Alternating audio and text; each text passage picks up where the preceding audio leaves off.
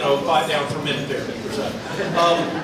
But I want to welcome all of you. I'm so delighted to see all of you here and really excited about what we get to do tonight. I just shared with Jim Cook that it would be my intent tonight to be as nice as possible to him in everything that I have to say, but still be honest at the same time. And Judy reminded me that my day would come.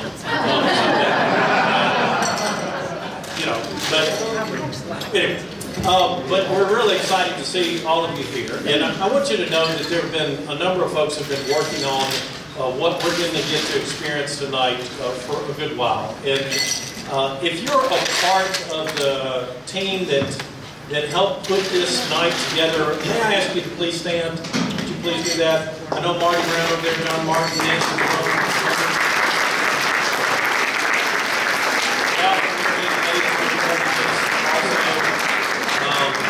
And there are several other people that you will see throughout the evening who are a part of helping this night come together. We all know, because of Jim's time here, that there's nothing we can do that can fully capture what he has given to us as individuals and as a congregation, and how he has blessed us in so many ways. We also can't really recount all of the ways that he's made us laugh, whether it was intentional or not. But we're going to try to do some of that tonight. And in the church, sometimes we try to tell the truth, but there's an old saying with preachers that some stories are true stories and other stories are preacher stories. In roasts that are held within church, there are some stories that are true, and some of them that have been tamed greatly within the space. So know that as we move forward tonight, some of the stories have been rated PG for tonight that might not have been when they were first shared. So, with all of that said, I want to ask you, if you would, please bow your heads. Let us receive a blessing and begin our celebration in earnest tonight. Holy Creator God, we give you thanks for the gift of music, of wisdom, of life, of direction, and we celebrate those things tonight. We give you thanks for the life of Jim Cook that has blessed us for 40 plus years at this church. For all that he means to us, for all that he continues to plant within us, and for all that will grow in us in the years to come, that he is responsible for. We give you thanks. We ask your blessings upon all that we do tonight. May the laughter flow freely. May the gratitude be felt and expressed fully. And may we, as we have gathered together in this time, give thanks to you for the gift of music that has been directed by Jim in the life of this church. We ask your blessings upon the fellowship around table and food that we enjoy. May it always be to a way that glorifies you in our life. May we live that way both tonight and always. We pray this name in Jesus' holy name. Amen.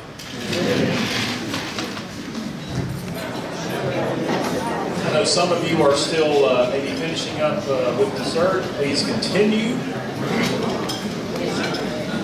But let me please be the first to welcome you to this celebration event where we are honoring Dr. Jim Cook, organist and chancel choir director who has served First United Methodist Church faithfully for almost 42 years.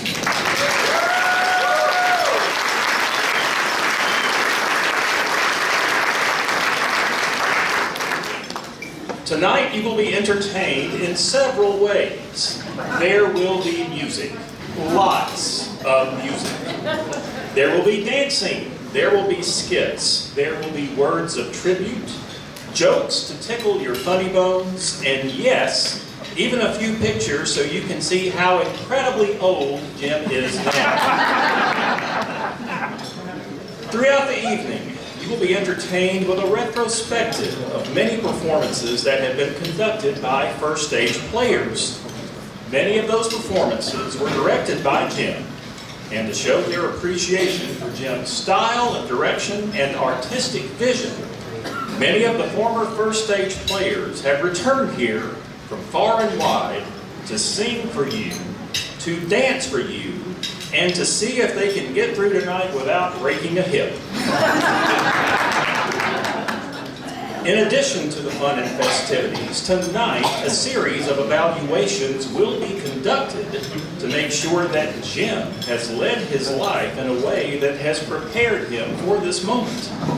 Retirement from his duties here at the church. Those evaluations will be conducted through a series of visits from 3 spirits.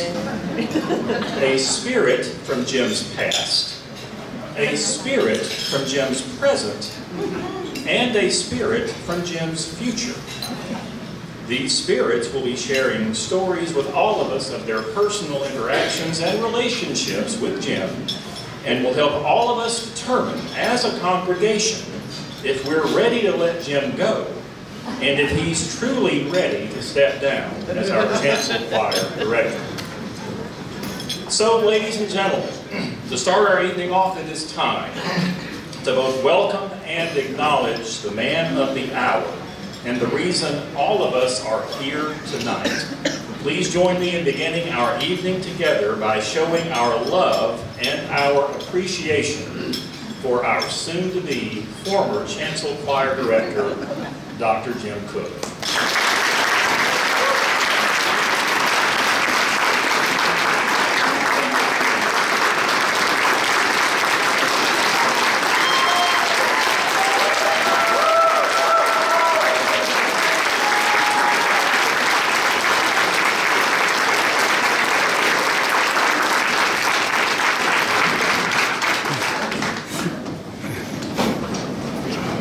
Thank you.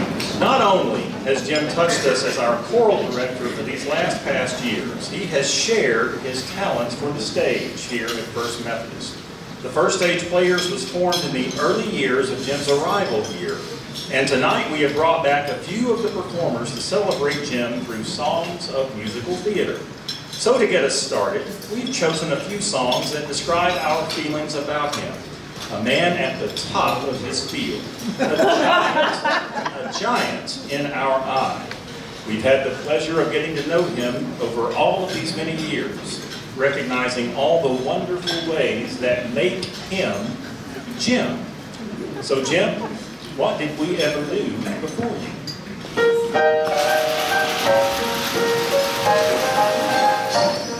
That word's poetic, I'm so pathetic that I always have found it best, instead of getting them off my chest, to let them rest unexpressed.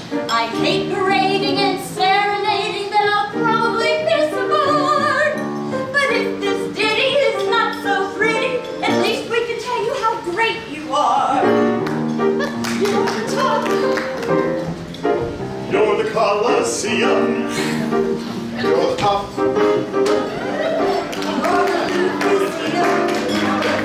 You're a melody from a symphony by Strauss. You're a pantomime, Shakespeare sonnet, you're Mickey Mouse. You're the Nile. You're the Tower of Pisa. You're the smile. On the Mona Lisa. I'm a worthless check. A total wreck. A pop.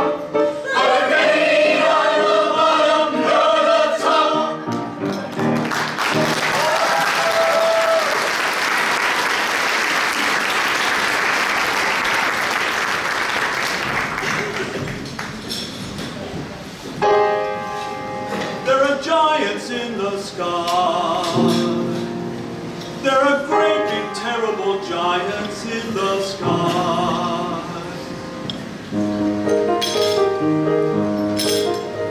When you way up high and you look below at the world you left and the things you know, little more than a glance is enough to show you just how small you are.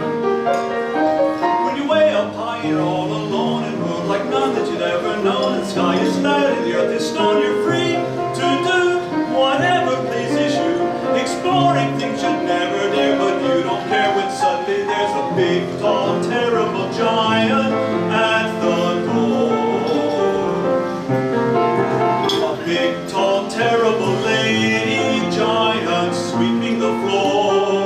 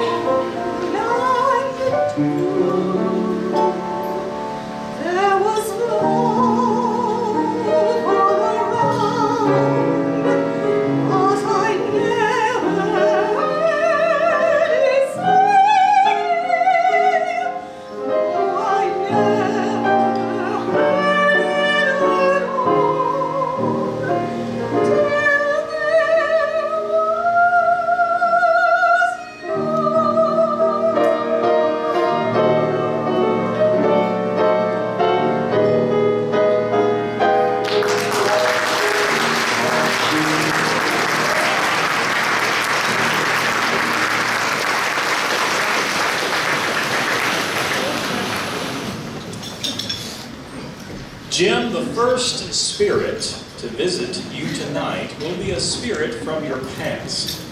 This spirit will recall memories and stories from your childhood and your teenage years that have never been told in public. And if the question of why is crossing your mind right now, please be assured of this. The purpose of this look back into your past isn't to laugh with you.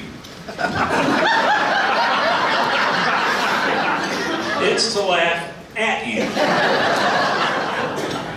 Ladies and gentlemen, please welcome one of Jim's old friends from Wilcox County High School, and someone I'm honored to call a new friend of mine. She has reached out to me personally many times over the past few weeks, via phone and email, to tell me more about Jim's past than I thought I would ever know.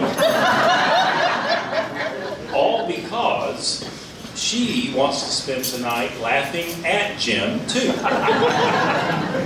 In 2002, she became the first Republican elected state treasurer since Reconstruction and was re-elected as state treasurer again in 2006. She was elected as Alabama's lieutenant governor in 2010, becoming the first Republican female lieutenant governor to hold that office in Alabama history.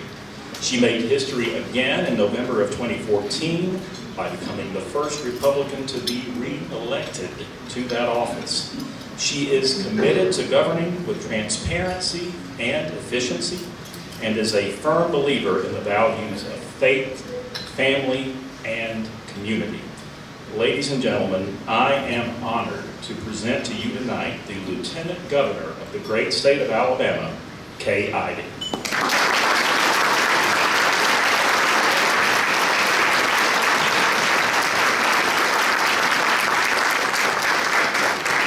Thank you so much. It's an honor to be with you all tonight. Yes, it is. And I want to welcome you to this roast in honor of my friend Jimmy Cook. I've known him that long. He was Jimmy back in the day. And I want to welcome you to an event where I'm told it'll be an event where music and BS come together. Just like one of Jim's choir rehearsals.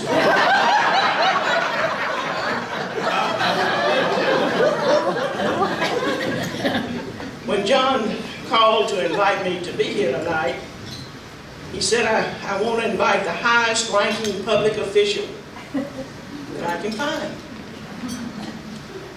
And he asked Jeff Sessions. I'm United States Junior Senator.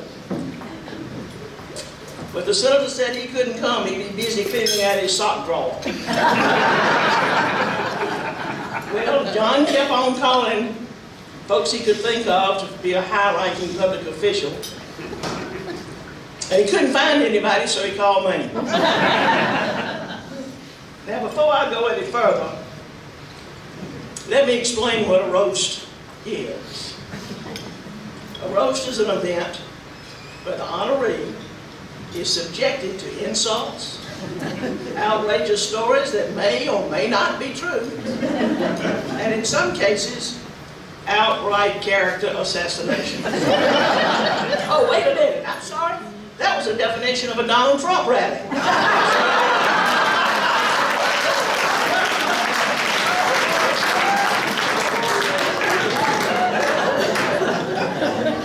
Y'all known Dr. Cook a long time, but I don't know that many of you know that Jim grew up in Possum Bend. That's a suburb of Camden. On Cook Hill. Possum Bend on Cook Hill. And that's an old country term that means ain't nothing happening here. You know that Jim played trumpet in the Wilcox County High School band? I know he did, and I played with him, and he was darn good, but I think it's just great that Jim found such productive use for blowing all that hot air out of such a...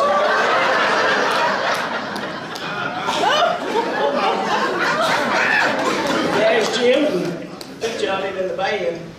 And he's a As you can see, Jim was trying to make Planey and the band look as cool as possible. In fact, I've titled this picture, Nerd with Cool Shades.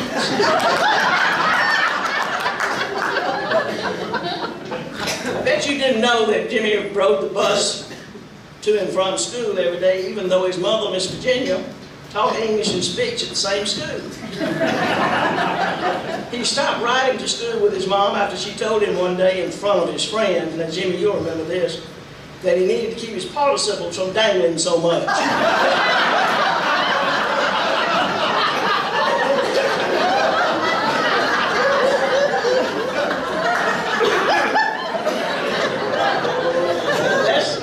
That's a picture of Jim when he was valedictorian of his class.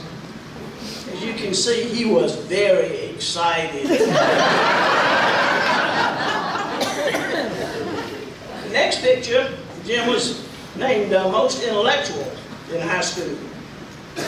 Now, is it just me? Or does it look like Jeff Goldblum and Simon Cowell that was thrown together? Life in Possum Bend was pretty slow and laid back. In fact, it took Jim's mom and dad an hour and a half to watch the show 60 Minutes. The next picture, as you can see in Camden, men are required to wear socks with shorts no matter what color.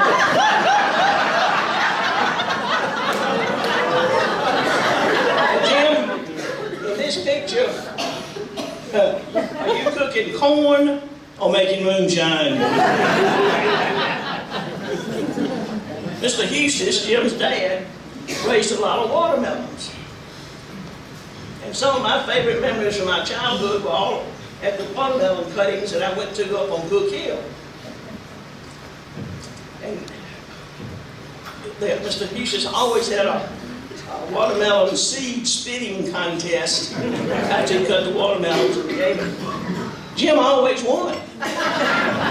He was really good at spitting watermelon seeds. In fact, every time he would go pick up a watermelon, his dad would say, "Careful, son, you can put somebody's eye out with that."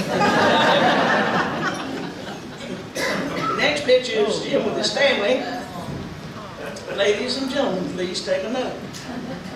If you wear 2 socks with shorts, and if you look like Jeff Goldblum and Simon Cowell spit out a kid together, you'll wind up with a beautiful family.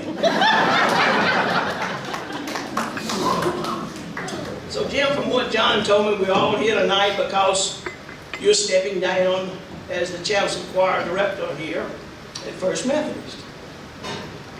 So I reckon we're pretty much celebrating the fact that you're quitting. The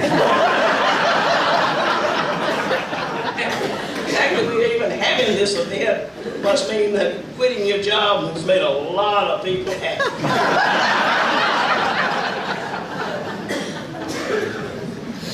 In gathering information for my remarks tonight, I learned that Jim is a very important person to the Pike Organist in Oregon Historical Society. He maintains their database. And y'all, that's a really big deal to the 27 people in the world.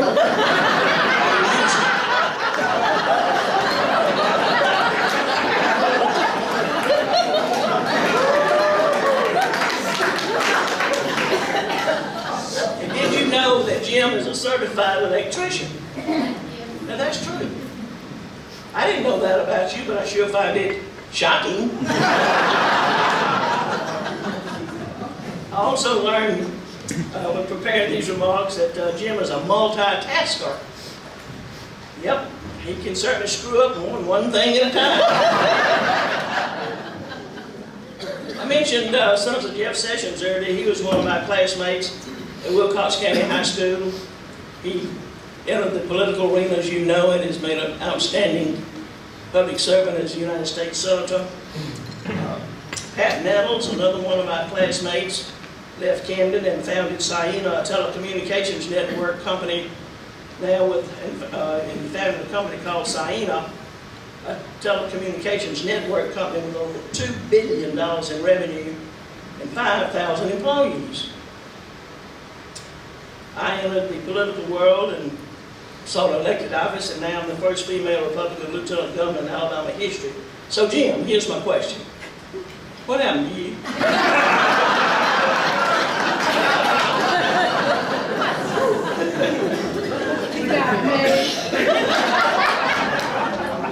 I don't know how many of you know this, but when Jim and I were growing up in Wilcox County, he struggled with choosing his career between music and medicine. Now, obviously he chose music, and I think I know why. In fact, I think I had a little something to do with that, You see, one time when we were kids, he asked me to play doctor with him. I said, okay, and I did, and so I made him wait 2 hours. I didn't do a darn thing. I charged him $125. So you can thank me for turning Jim into a choir director.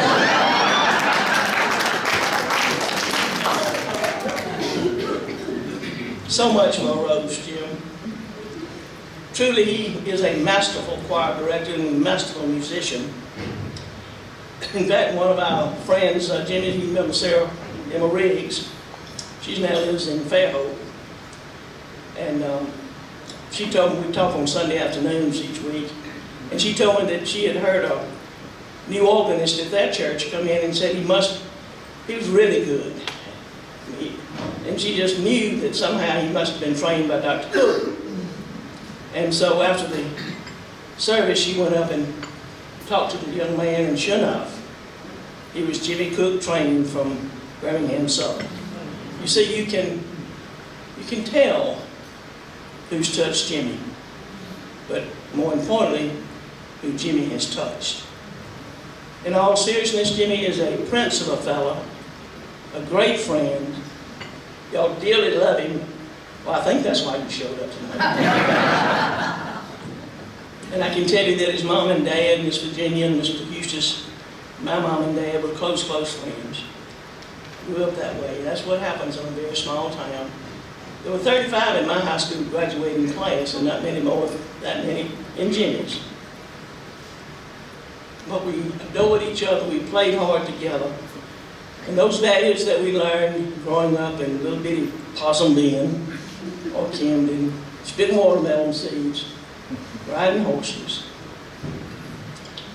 set the tone for our respective lives. So I am grateful for the honor and privilege of being with you tonight, Jimmy and Judy and Sarah and Casey. Appreciate y'all. Treasure your friendship. And may God continue to bless you.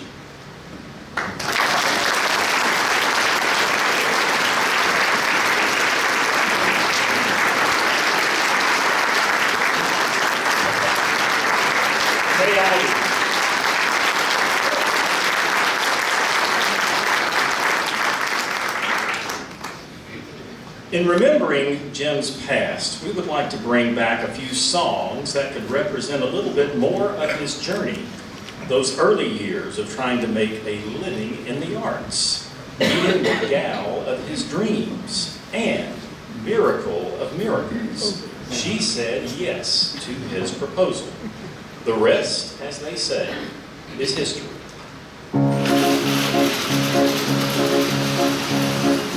If I were a rich man, yibba-dibba-dibba-dibba-dibba-dibba-dum, all day long I'd biddy-biddy-bum. If I were a wealthy man, I wouldn't have to work hard. Yibba-dibba-dibba-dibba-dibba-dibba-dum. If I were a idle rich, idle man, I'd build a great big house with rooms by the dozen right in the middle of the town. A real tin roof with real wooden floors below. There would be one long staircase just going up and one even longer coming down. And one more leading nowhere just for show. If I were a rich man, yibba-dibba-dibba-dibba-dibba-dibba-dibba-dum, all day long I'd biddy-biddy-bum. If I were a wealthy man, I wouldn't have to work hard. Yibba dibba dibba dibba dibba dibba dibba dum. Lord, who made the lion and the lamb, you decreed I would be what I am. Would it spoil some vast eternal plan if I were a wealthy man?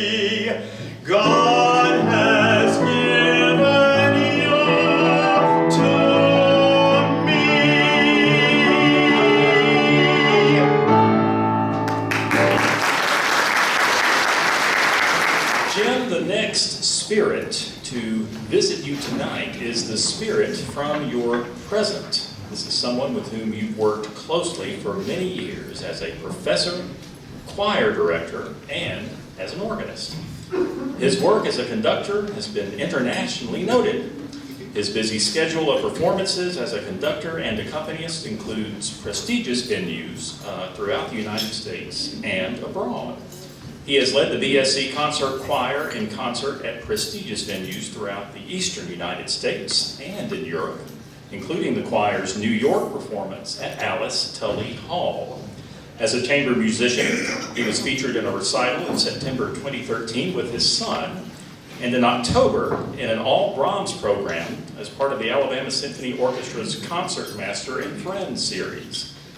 His new compact disc release, Welcome Yule, featuring vocal ensemble Sursum Corda, was released in early 2014 on the MSR Classics label and has already garnered very positive critical reviews. In addition to his work at Birmingham Southern and with Sursum Corda, he recently completed his 25th year at Canterbury United Methodist Church in Mountain Brook, where he is choir master and organist, and regularly presents the choir in special choral programs. He holds the AAGO certificate from the American Guild of Organists, and his choral music is published by Oxford University Press. Ladies and gentlemen, please welcome Jim's colleague and very close friend, Dr. Lester Seaton.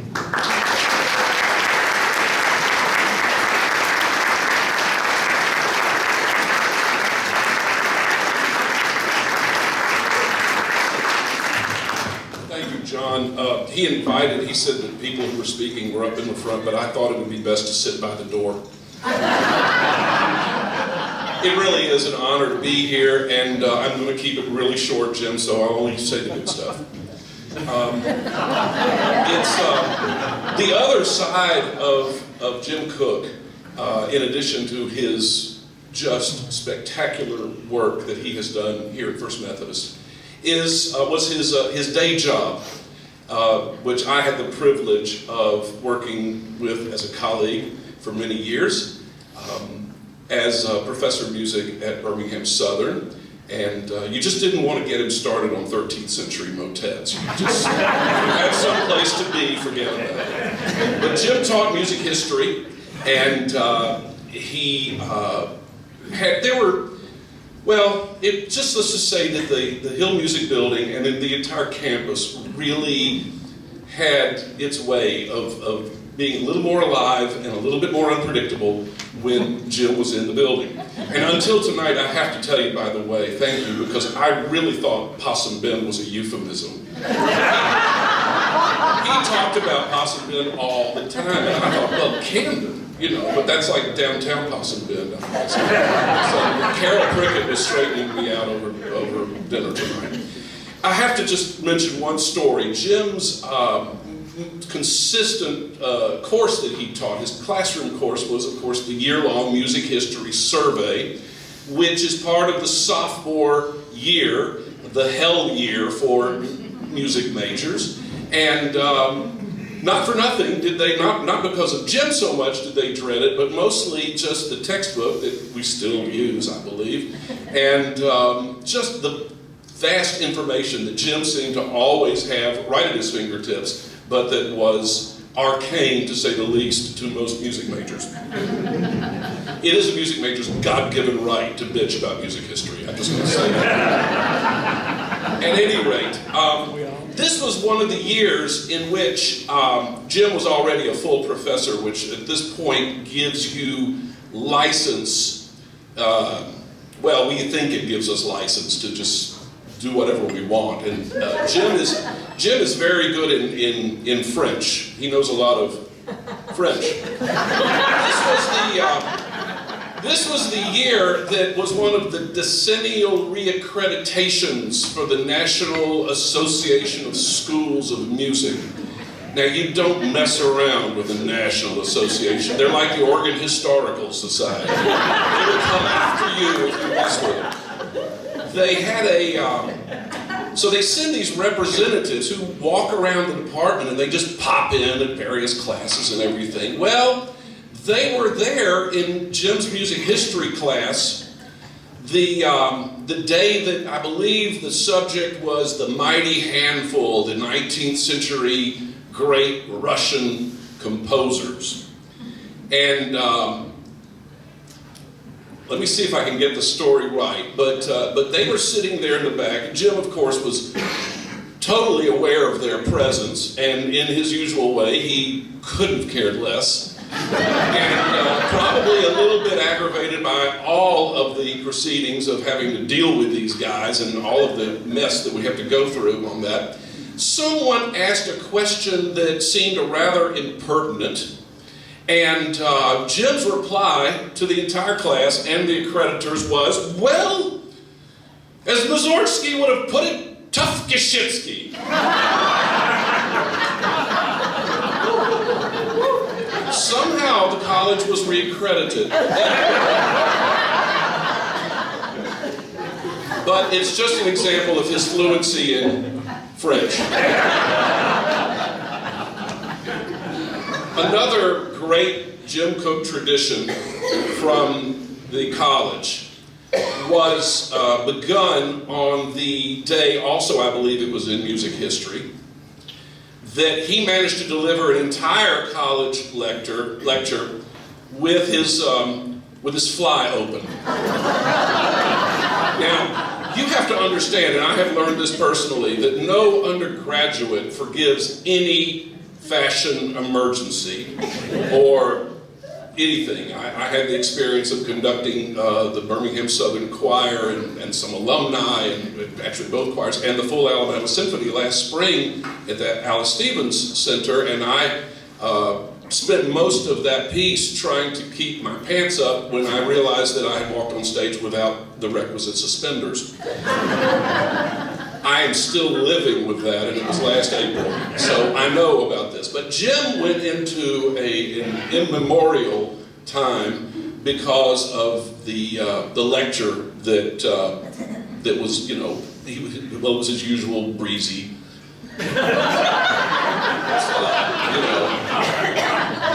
And so, you know, that was it. Well, he turned, of course, this into his own advantage by instigating, I believe it was at the Christmas party every year, the annual Open Fly Award.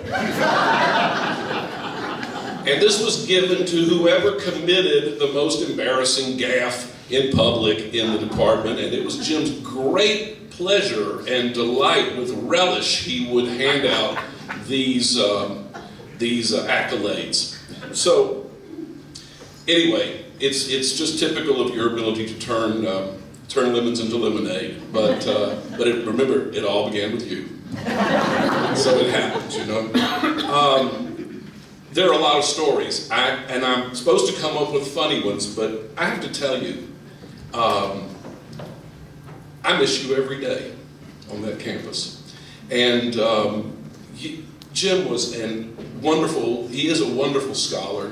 He is an impassioned teacher and a wonderful colleague. One year I got him to go on choir tour with us because I needed an organist, and I think our stable wasn't really up to speed that year, maybe the 1 year, because Jim's studio always turned out wonderful people. Anyway, for whatever reason, I don't remember, you agreed to go on choir tour, and I was just so happy to have another adult. But we were sitting outside one of those hotels, you know, a Hampton Inn or something, by the pool, and it's March, so nobody's swimming. And we were actually smoking cigars, which was great fun. And it was this quiet moment, and we were just talking about stuff. And he said, you know, I have had the extraordinary pleasure of having one of my very best friends as my son-in-law. And I don't know, there's just something about that just kind of really grabbed me, because it was just such a Jim Cook loving thing to say. And he is he's a pretty good guy, the son-in-law. And I just point out that he is an alum of the James Cook Organ Studio, and that one of his last students won the AGO, which does really have more than 12 members, the American Guild of Organists National Competition in Organ Improvisation, who was from almost as small a town as Camden, I do believe. Anyway, Jim, this is a spectacular event and a milestone, and it's almost impossible for me to imagine First Methodist without you. Not only for your amazing achievements here and all of everything you have brought to this place, but for just the kind of person you are and who you represent, and well, the total package. So I'm going to close just on a note of absolute love. I have to say one more thing, though. When neither Jim nor I had as much gray or white in our hair, we were occasionally confused. When Jim had he had the beard and he had the kind of shaggy hair thing going, and it was all black, and you mentioned Jeff Goldblum could say, well, so here I am, the Jew, and here's Jim, who I think is really probably the only Jew from Camden that I've ever known. But we looked so much alike. We got the huge nose, we had the hair, the dark features and everything. So I decided, on no real authority, to make this official. Jim, on this occasion, in this hallowed Methodist church, I'm going to name you an honorary Jew.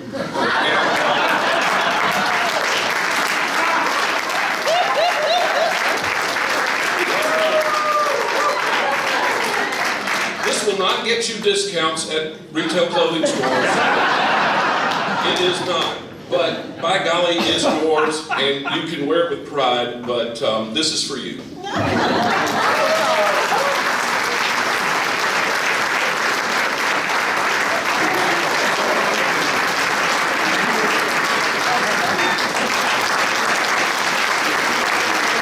Dr. Lester Siegel, ladies and gentlemen.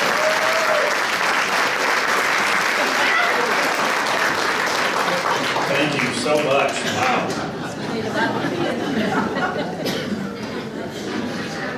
Through the years, Jim played a variety of roles with First Stage players: music director, director, and actor. In fact, sometimes he would pull double duty. Who could forget his portrayal of the King in The King and I? Right after one of his scenes, he exited the stage, took off the King's costume rings, and immediately sat down at the piano in his skimpy, shirtless King outfit. That was so he could play one of the difficult piano songs for the next female solo that was about to happen. It was an interesting sight in the wings, to say the least. We also saw him as the determined teacher in Fiddler on the Roof, as well as the grouchy businessman who finally falls for Dolly Levi in Hello, Dolly. He directed the classic musicals Brigadoon in Oklahoma, and even more recent shows such as Nonsense. We decided to bring back a few selections from these shows as a reminder of the incredible musical contribution he has made all throughout this church.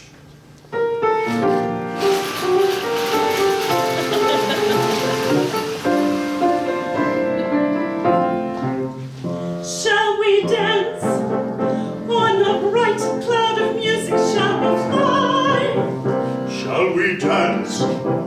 Shall we then say goodnight and mean goodbye?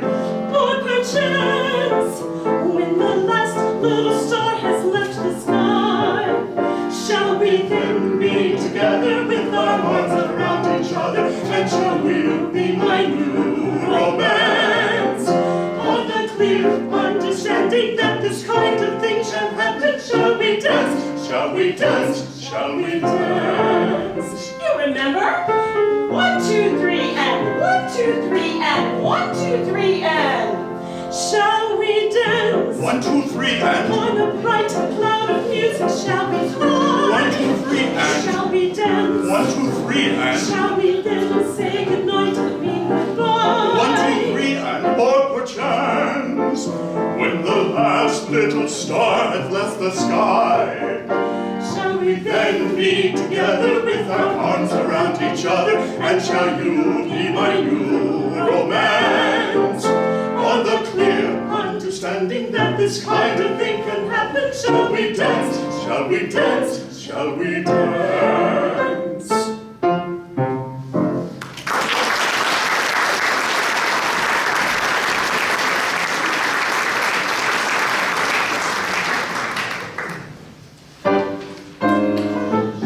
It takes a woman all powdered and pink to joyously clean out the drain in the sink. And it takes an angel with long golden lashes and soft resin fingers for dumping the ashes. Oh, it takes a woman, a dainty woman, an angel, a sweetheart, a wife. Oh yes, it takes a woman, a fragile woman, to bring you the sweet things in life.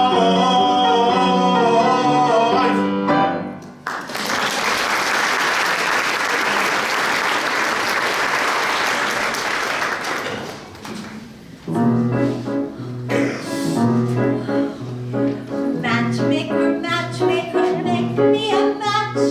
Find me a find, catch me a catch. Matchmaker, matchmaker, look through your book and make me a perfect match. Matchmaker, matchmaker, make me a match. Find me a find, catch me a catch. Night after night in the dark I'm alone, so find me a match of my own. Oh, I found him. Will you be my bride? He's handsome, he's tall. That is from side to side, but he's a nice man, a good catch, right? Right! You heard he has a temper.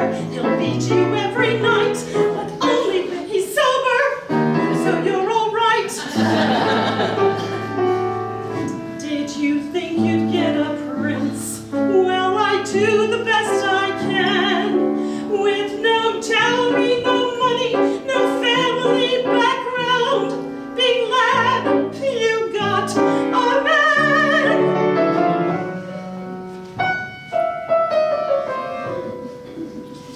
Matchmaker, matchmaker, plan me no plans. I'm in no rush. Maybe I've learned. Playing with matches, a girl can get burned. So bring me no ring, groom me no groom, find me no find, catch me no catch, unless he's a matchless match.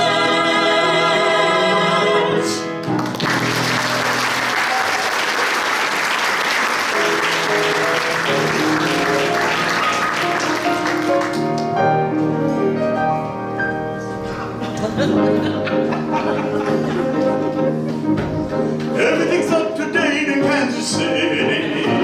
They've gone about as far as they could go.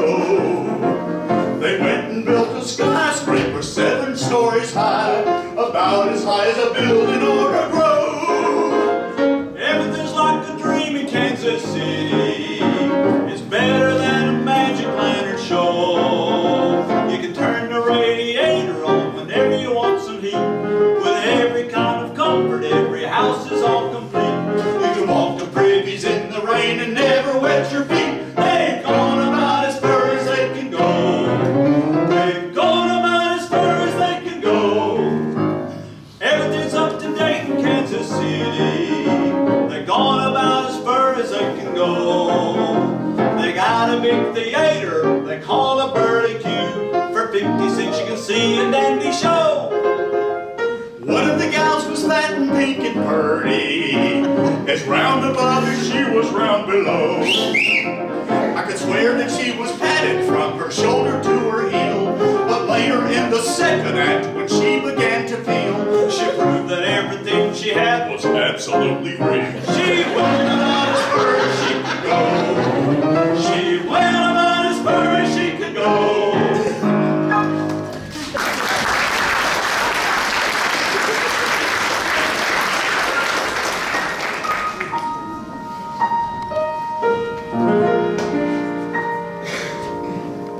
Can't we two go walking together? out beyond the valley of trees, out where there's a hillside of heather, curtsying gently in the breeze. That's what I'd like to do, see the heather with you. The mist of May is in the gloaming, and all the clouds are rolling still. So take my hand and let's go rolling through the heather on the hill.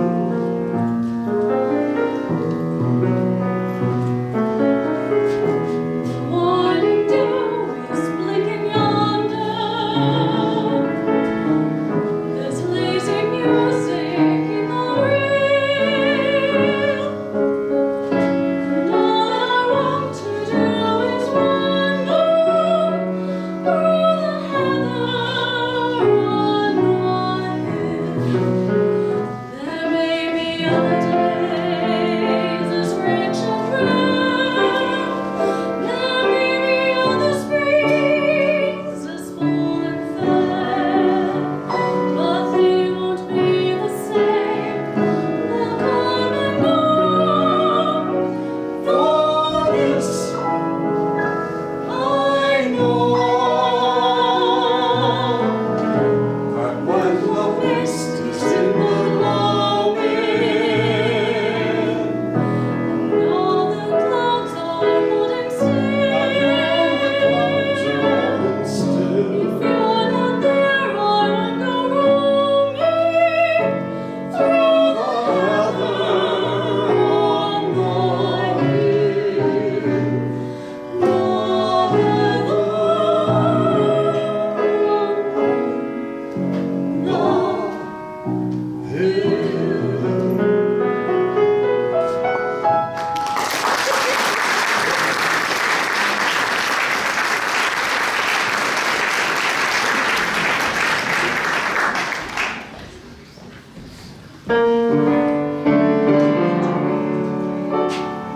A musical ends with a curtain call and a final bow.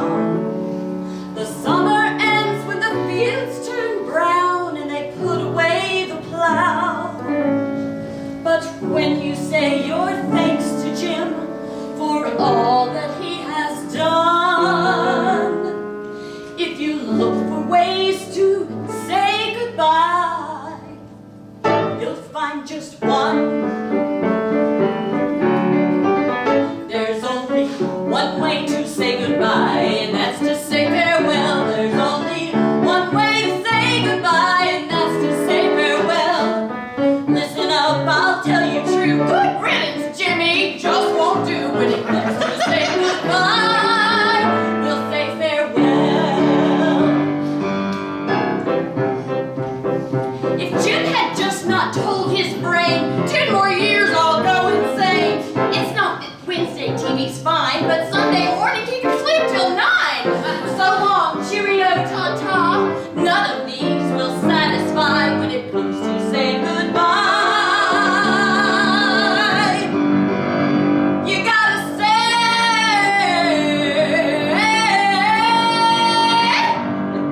farewell. There's only one way. There's only one way. One way to say farewell.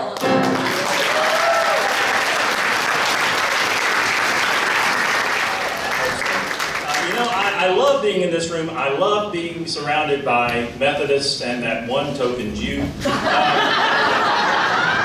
you know how I can tell that I'm in a room full of Methodists? Well, there are signs. I mean, there are literally signs. In fact, here are the top 10 signs that you might be a Methodist.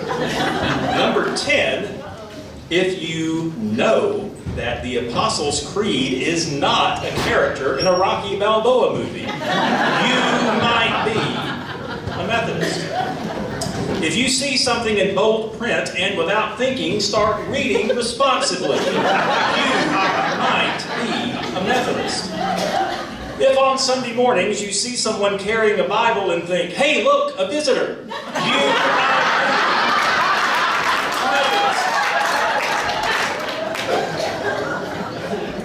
If you don't know the books of the Bible, but you do know John Wesley's birthday, you might be a Methodist. If your Sunday school parties are BYOB, you might be a Methodist. If your senior minister is still sporting the same hairstyle he had in high school, you might be.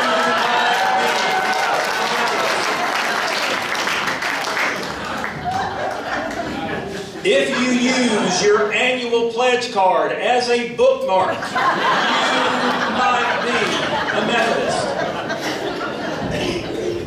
If you use the Wesleyan quadrilateral as your default answer to every Bible trivia question you've ever been asked, you might be a Methodist. What did Moses bring down from Mount Sinai? The Wesleyan quadrilateral. Number two, the number 2 sign, you might be a Methodist. If you think the acronyms DS and BS mean the same thing, you might be a Methodist.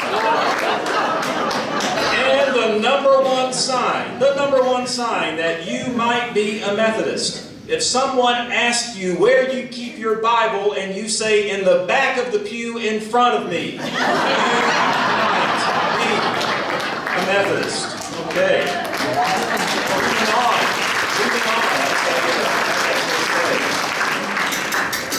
Ladies and gentlemen, for years you've been witness to quality choral performances each and every Sunday. You know that Jim Cook transforms those small black notes on the page into moving, meaningful, and melodic music that transports us to a higher plane of worship. You see Dr. Cook and the chancel choir in the choir loft on Sundays.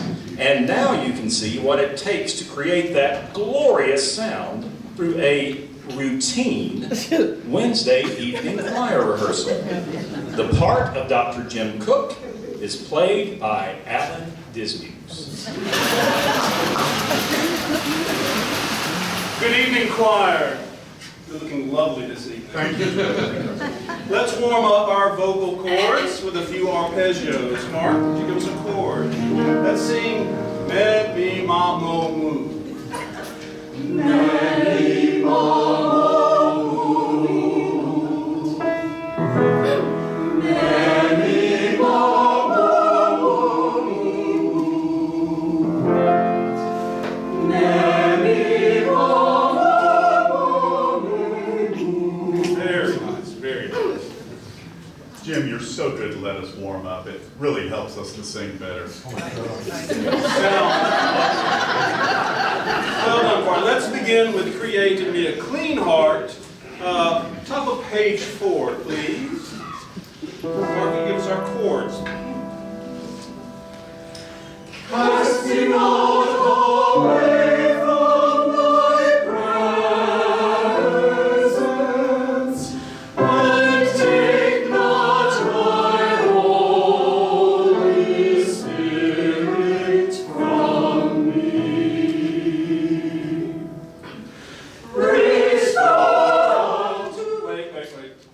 Sopranos, I see you're having a little trouble finding your note at measure 28. In your mind, sing along with the tenors. Their ending note is your beginning note. So let's start again from the top. Sing not away from thy presence, and take not thy Holy Spirit from me. Restore unto me. That's wonderful. Lovely. Well done. Thank you. That was so helpful. I will never miss that note again. Betsy might, but I won't. Now, choir, let's move on to Greater greater love hath no man. Page 2. And please remember your enunciation. It's many waters, not many waters. We are not from Possum Bend, and we're not singing to your great Aunt Minnie.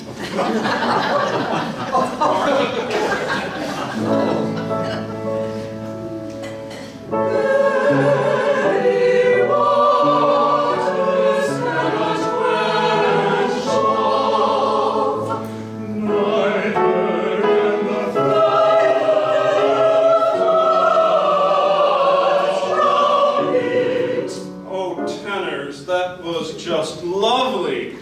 I loved how you cut off together in basses. You sang that with such sensitivity. Now, this Sunday, we have a new way of entering the sanctuary. You need to listen carefully to our directions. Front row. You will go down through the basement, up through the north exit, and down the 6th Avenue aisle. Back row, you will follow through the basement. Go down the office building aisle. Okay? Jim, Let's practice. thank you so much for all you do for us. Yes. You're just so wonderful. We're such I just joy. love being in this choir. All right, let's practice processing.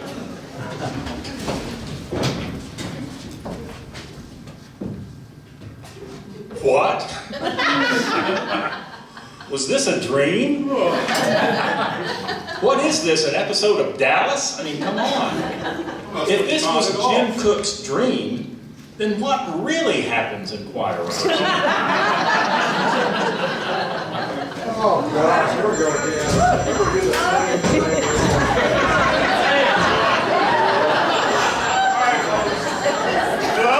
It's time. Let's get seated, please. I'm going to put $50 on the table.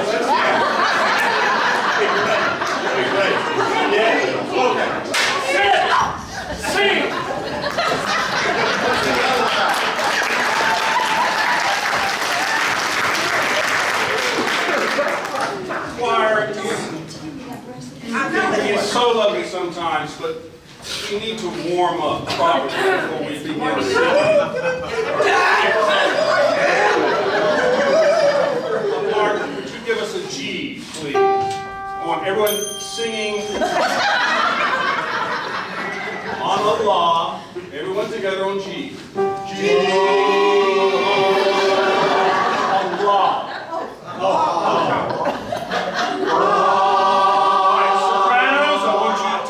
Fourth. Basses down the 5th.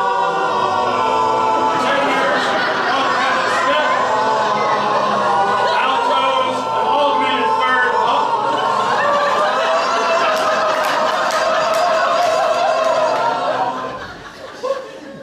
I think we found the lost chord. Chat not. 10 to down follow, page 5. Mark, would you give us our notes in measure 31? Okay. Oh, sorry.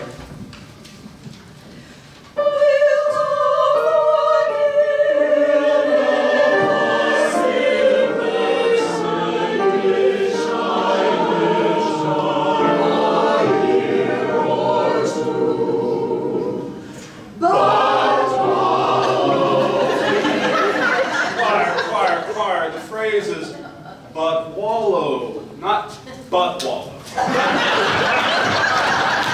Let's do it again. Remember, all this is on wallow, not on but.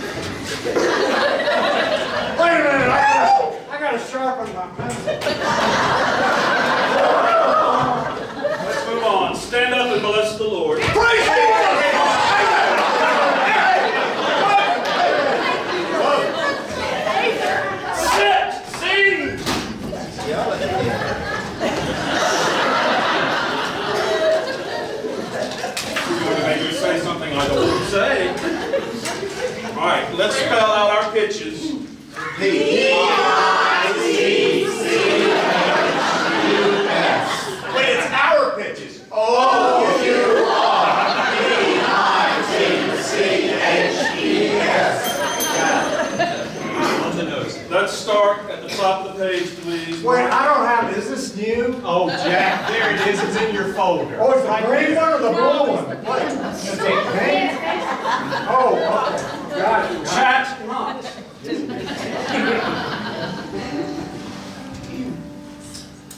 Stand up and bless the Lord, ye people from his shores. Stand up. I thought you said the bottom of the Top of the page. Top of the page. There's only one page.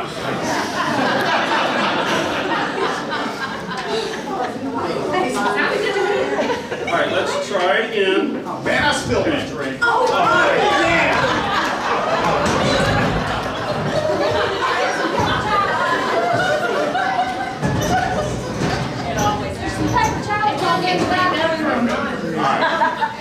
toxic way. Sorry. Can't you hold it first?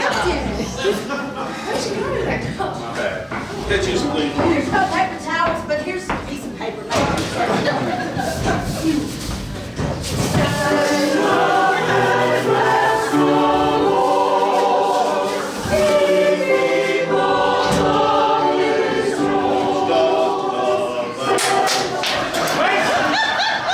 Watch! 6:30. Oh. Choir, we have Lent coming up. Does anyone have a favorite anthem you'd like to sing for Lent? Oh, I do. Let's do God So Loved the World. Yeah. No, we sang that last year. How about the Crucifixus from the Mozart Requiem? I like No, that will take us too long to learn. Ave Verum. Good idea. We'll start that next week. Why didn't you take my suggestion? Because you don't sleep with it. Let's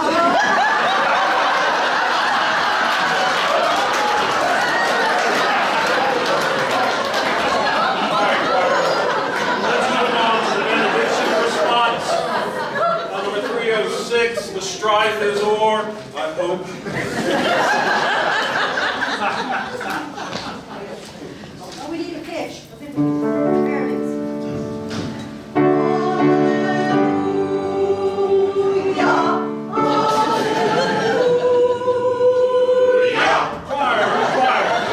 Choir. Please don't kick the yah. Hallelujah. I want you to sing to the lute. Go to the lute.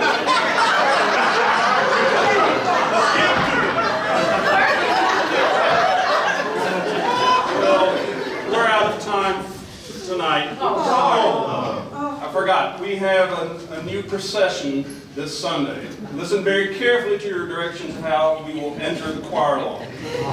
Front row.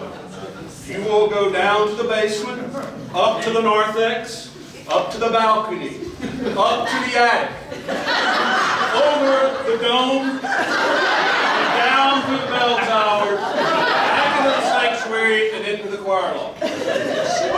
Back row. I don't want to leave. Back row, just stay in the choir room.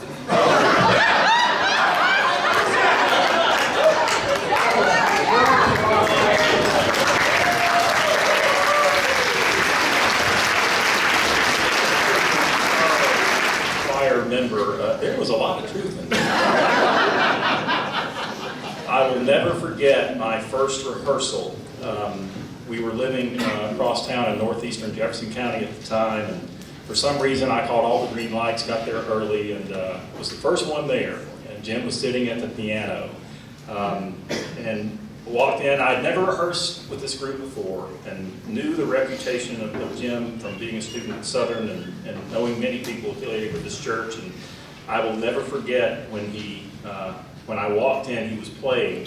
He had his glasses down on his nose, and he gave me one of these look up through the glasses, and my blood just stopped. And he said, "Oh, come in." But it was what a wonderful experience that was to learn literally, as my dad says, at the feet of a master. Folks, as choir director, we know for Jim it has not always been easy. He has had to put up with unfocused singers, rhythms that are off, vocals that are not blending, rehearsal schedules, laryngitis, And the list goes on. The work and the artistic process can be, well, agony.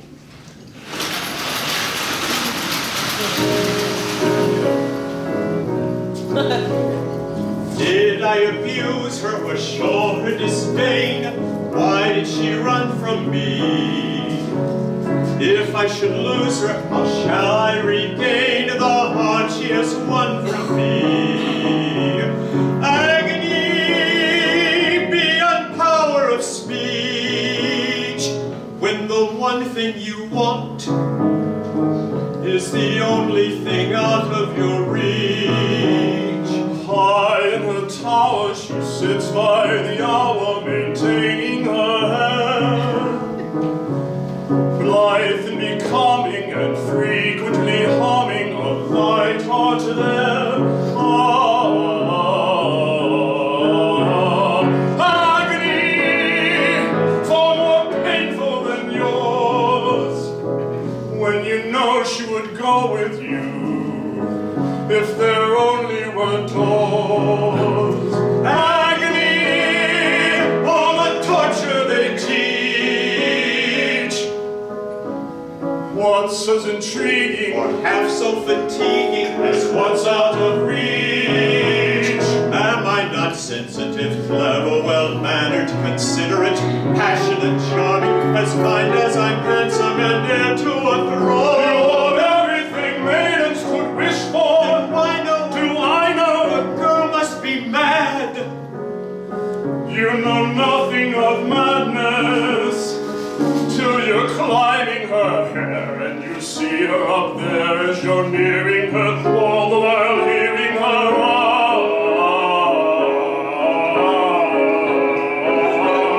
agony, misery, although it's different for each. Always 10 steps behind, always 10 feet below, and she's just out of reach. Agony that can cut like a knife. I must have her to wife.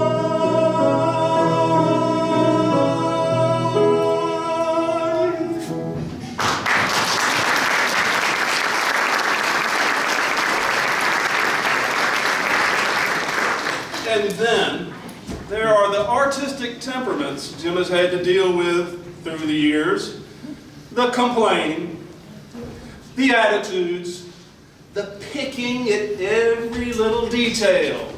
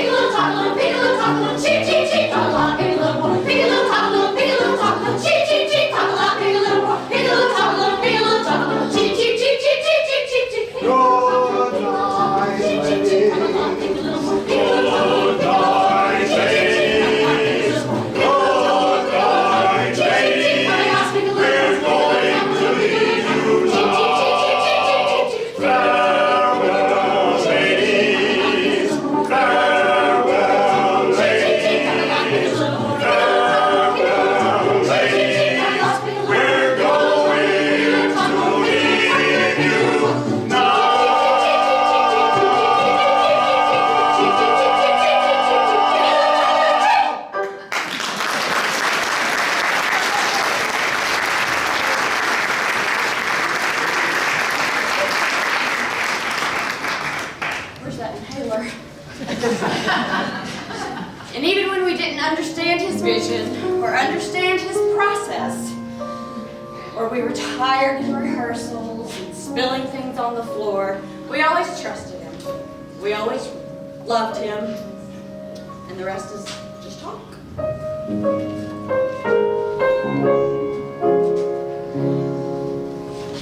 What's the use of wondering if he's good or if he's bad, or if you like the way he wears his hat? Oh, what's the use of wondering if he's good or if he's bad?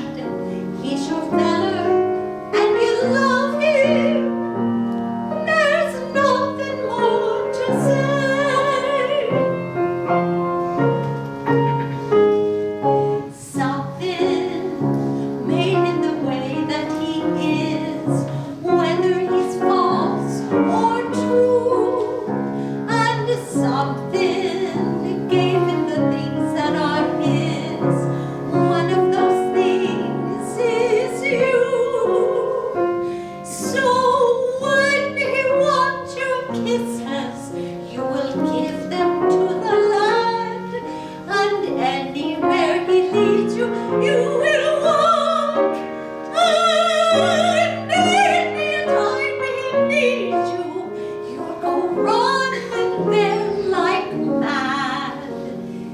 he's your fellow and you love him.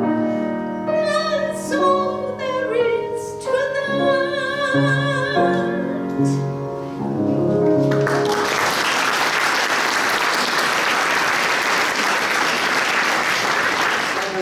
Musician, choir master, organist. We also have the honor of knowing him as a wonderful teacher. It's hard to match his knowledge of history and music history, church history, and he binds them all together in a way that makes an impact on all of us so that we, for knowing him, are better. Thank you, Jim.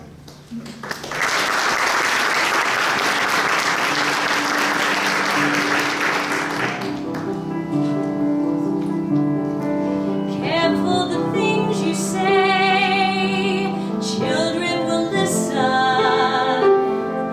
Careful the things you do, children will see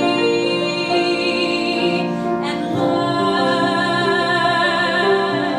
Children may not obey, but children will listen. Children will look to you for which way to turn to learn who to be. Careful before you say, listen to me. Children will listen. Careful the wish you make, wishes are children. Careful the path they take, wishes come true, not free.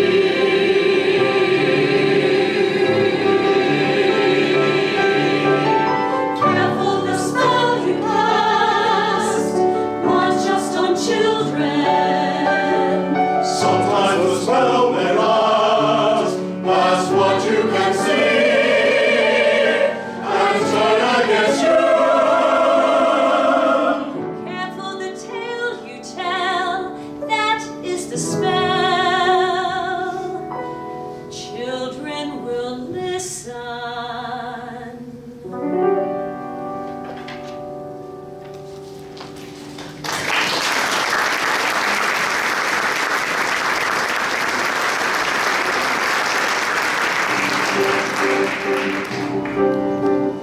Mother said straight ahead, not to delay or be misled.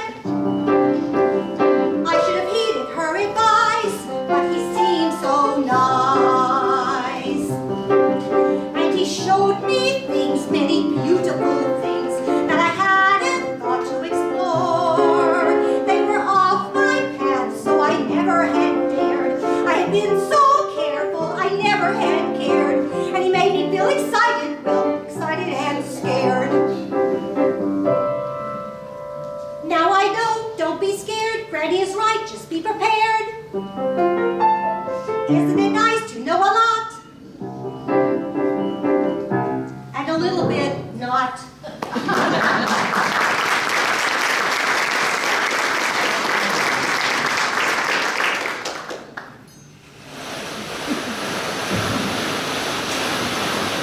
Because we thought it would be wonderful for you to hear how Jim's talents and his influence have impacted our congregation through the years. Tonight, two beloved long-term members of our church have agreed to share what our music, our choir, and what Jim have meant to them personally. First, ladies and gentlemen, somebody I've been crazy about since the first day I met her, Trina Ramsey.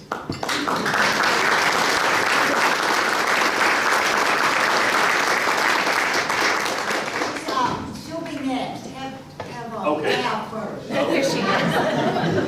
Oh, here she is. I don't know what you said before me. You're good. John. Okay.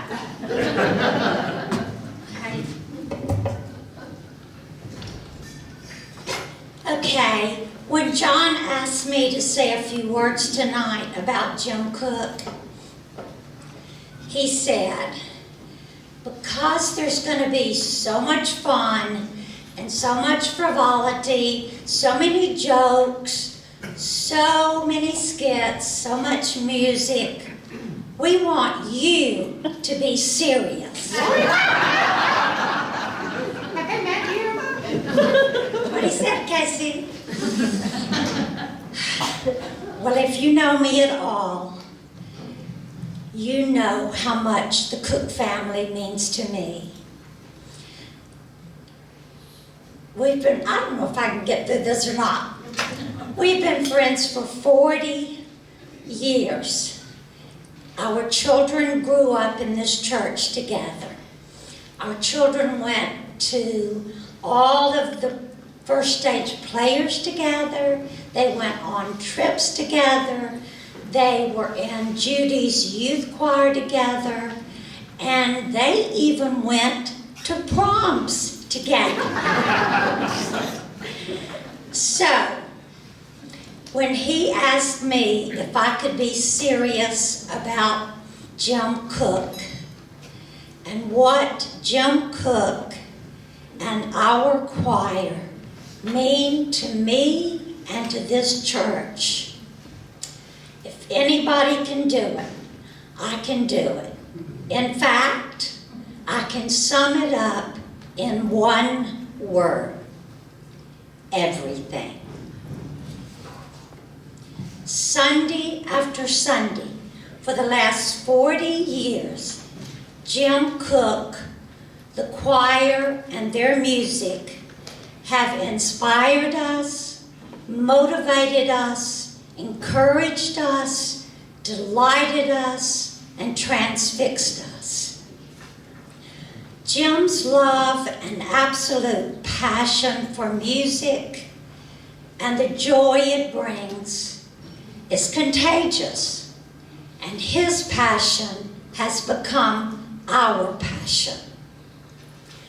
We have been able to simply sit in our pews and let the music flow through us and around us.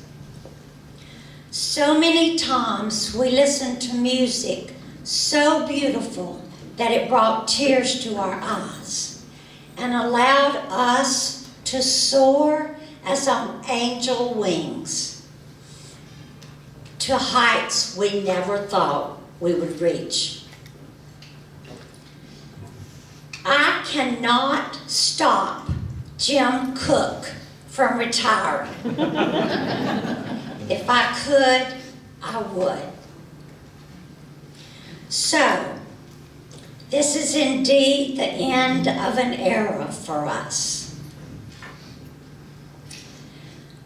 But with the talent of Mark Hayes and our wonderful choir, hopefully we will move on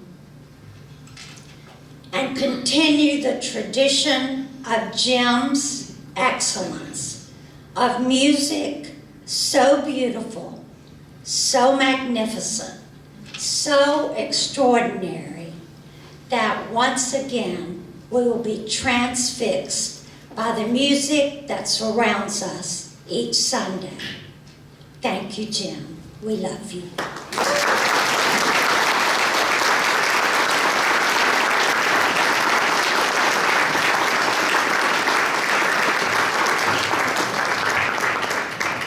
Now, ladies and gentlemen, the sharpest dresser in the North Alabama Conference, as well as our pastor emeritus, Dr. Ralph Bates.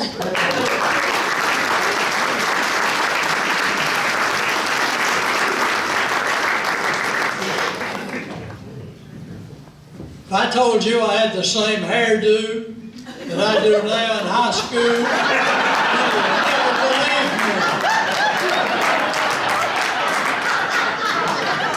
Somebody asked me this afternoon, what are you going to do tonight? I said, I'm going to church. I don't believe it. You'll work on that one a while. I was appointed as senior minister of this church in 1979. I was 48 years old, about the same age as Keith. He reminded me one day that he was a little bit older than I am. The first time I went into the sanctuary and the opening hymn, I couldn't believe it. I had never heard singing like that in all my life. I thought I'd been in a lot of nice churches with good organists and choirs, but the singing at the First Methodist Church in Birmingham just blew me away. And then I couldn't breathe hardly. Jim Cook got on the organ and modulated.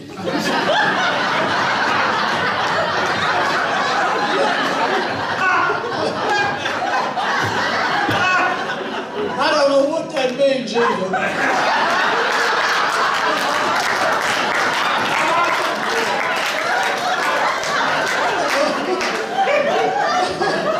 When you modulate, you raise the key just a little higher, and I don't know that word modulate very well, but I would say that before the last verse, Jim would wind up that organ, and we would sing like I've never heard it before in all my life. Well, I didn't know who Jim Cook was, but I later learned Hugh Thomas was the choir master, and he was a master. And I understood about music and what happens in a church when you have great music. And the thought came to me, would you like to go to a church that had no music? Music has a wonderful way of not only focusing everybody's attention, but it has a marvelous way of energizing everything. We had a little different worship when I was here, and the choir always sang before I got up to preach. And I loved it that way because the church was full of energy, powerful. Now I want you to get the picture. Here's the choir, and as soon as the choir gets through singing, the minister steps up to the pulpit, kind of in keeping with everything tonight. Remember Mary Poppins? She had a little song that went something like this. With a spoonful of sugar, the medicine goes down in a delightful way. And I thought about preaching, you know. The choir is the sugar, and the preacher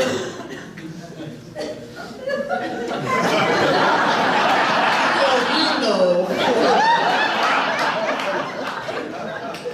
But I soon found out that Hugh Thomas and Jim Cook were two of the greatest gifts that God ever gave to the First United Methodist Church. And Jim, as your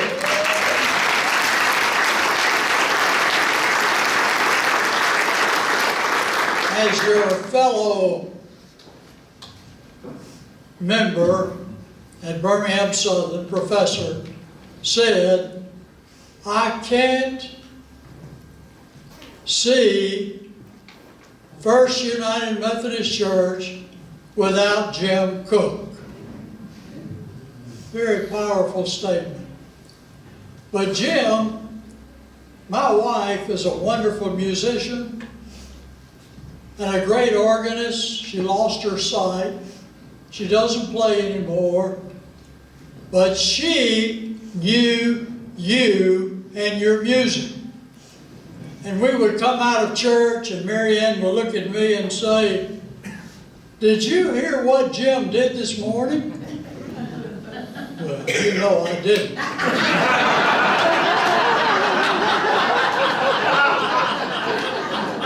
Jim would be sitting up there playing a hymn of worship and playing Happy Birthday with his feet.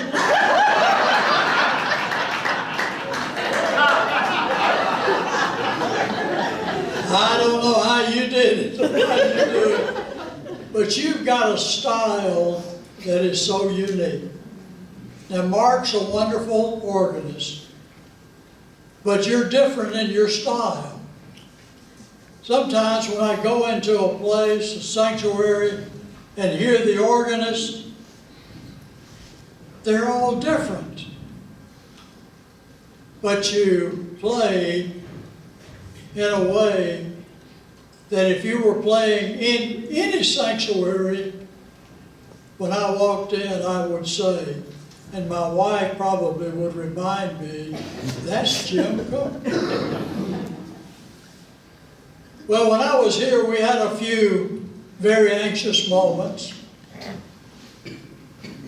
The minister at Canterbury United Methodist Church called me and said, Ralph, we would love to interview Jim Cook. Well, I knew I didn't have anything to do with it anyway, so I gave him my permission. I cannot tell you how many offers Jim Cook has had to leave this church. But he has stayed here, faithful to us, for 40 straight years.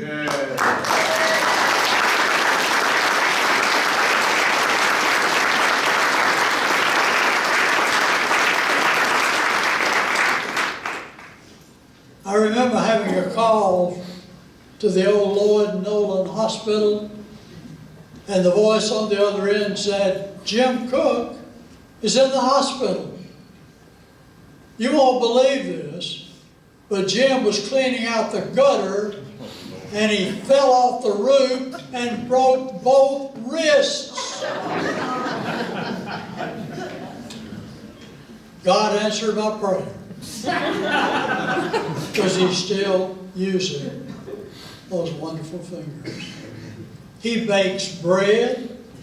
He raises flowers.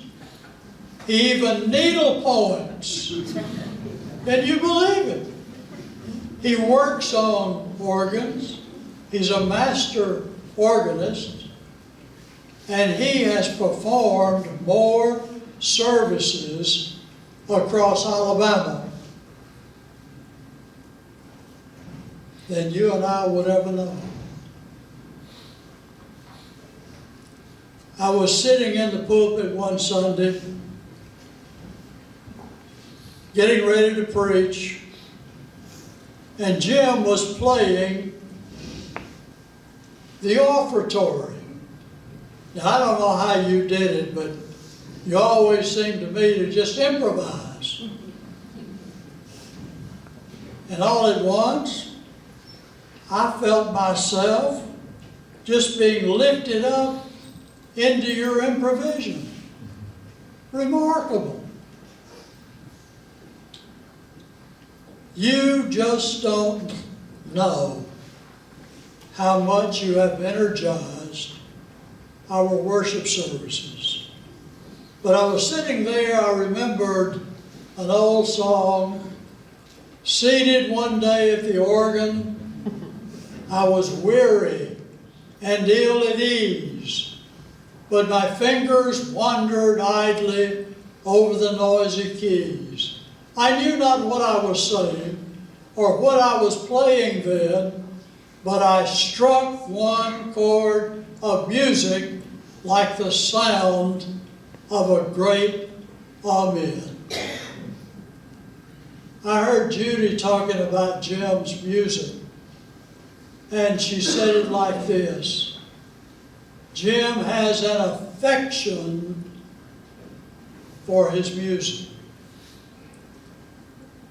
Jim, beautiful music flows out of you like a mighty stream. you have helped us to hear the sound of the great Amen. We will remember you. We will miss you. But I hope that all of you cooks will stay around close by. Thank you.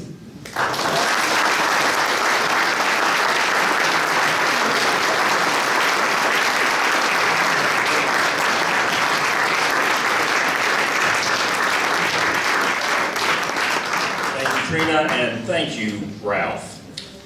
Jim, we also know that your retirement deeply affects us. We celebrate with you, but we are left with an absence of you, a space that is you. We don't know what the horizon holds for us without you by our side.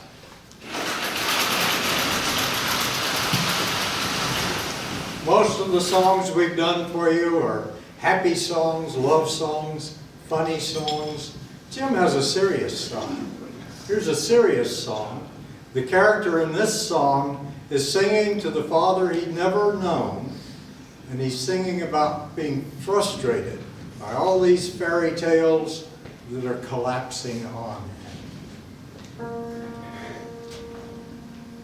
No more questions, please. No more tests. Comes the day you say what for. Just no more.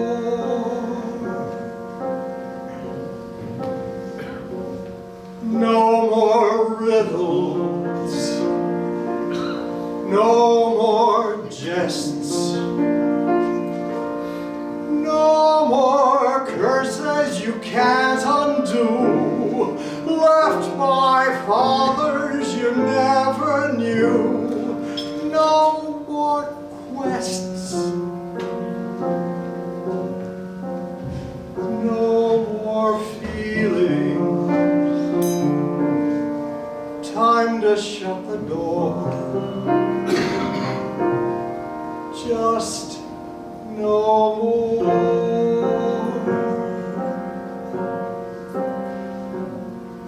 You disappear, you disappoint, you die but you don't. We disappoint in turn I fear, forget though we won't.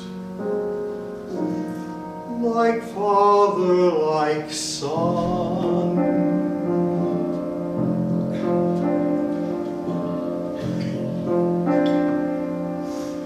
No more giants waging war. Can't we just pursue our lives with our children and our wives till that happier day arrives? How do you ignore all the witches, all the curses, all the woes, all the lies, the false hopes, the goodbyes, the reverses, all the wondering what even worse is